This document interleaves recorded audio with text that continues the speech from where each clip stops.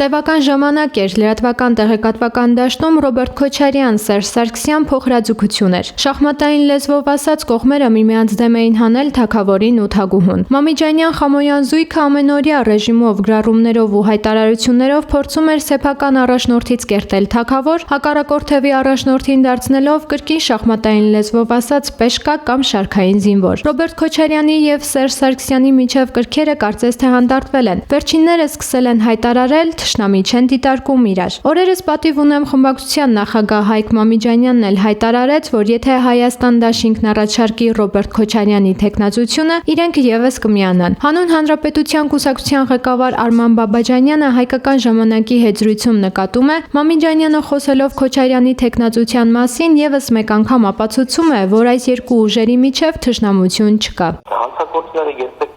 առանձին չեն գործում։ Ընդհանուր թշնամու դեմ իրենք միշտ գտնում են եզրեր համագործակցելու եւ միասնական ճակատով հանդես գալու։ Ասենք ողջ մի 25 տարի միասին հանցակցությամբ մեր երկիրը իշխանազավթած ուրեմն խունտայի պարագլուխներն են։ Այսինքն դուք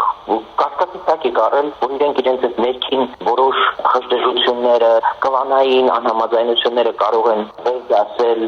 պետության շահի կամ պետության առաջնահերթությունների պետականության կարևորության նկատմամբ։ Չի կարող այդպիսի բան լինել։ Ուրեմն ես զարմանում եմ, որ դուք զարմանում եք, որ իրենք միասին են, իրենք երբեք առանձին չեն եղել։ Ըստ Բաբաջանյանի այս ամենից պարզ է դառնում, որ Հայաստանը ներքին թշնամուն հաղթելու մարտահրավերի առաջ է կանգնած։ Բացի Քոչարյանի առաջադրումից, նրա խոսքով 2026 թվականին առաջադրվելու են այնպիսի ուժերի ներկայացուցիչներ, որոնք ադրբեջանական եւ ռուսական կողմից Հայաստանի դեմ տարվող հիբրիդային պատերազմի մաս են կազմում։ Արտաքին թշնամին ըստ էության իր բոլոր ծրագրերը նաև Հայաստանը չեղարկելու որպես պետություն։ Այս ծրագրերում հենվում է Հայաստանի ներքին թշնամու վրա։ Եվ Ռոբերտ Քոչարյանի ու Սերժ Սարգսյանի վերջին հայտարարությունները ուղղակի դրա ապացույցն էին։ Ռոբերտ Քոչարյանը ասում էր, որ հայերն են ծադրել պատերազմ։